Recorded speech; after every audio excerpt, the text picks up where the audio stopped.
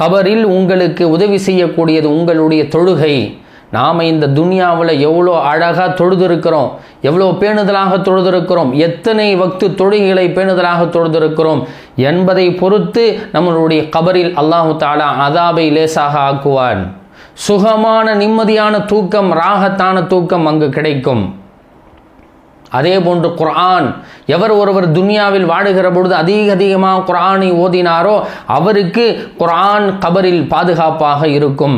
ரசூலுல்லாஹினுடைய சுன்னத்தான வாழ்க்கைகள், சுன்னத்தான வாழ்க்கையின் பிரகாரம் நாம் வாழ்ந்திருப்போம் என்றால் கபரில் நமக்கு அது வெளிச்சத்தை தரக்கூடியதாக இருக்கும்.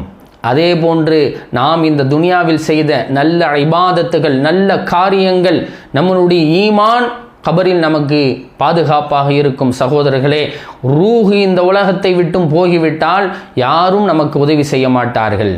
கபரில் உங்களுக்கு உதவி செய்யக்கூடிய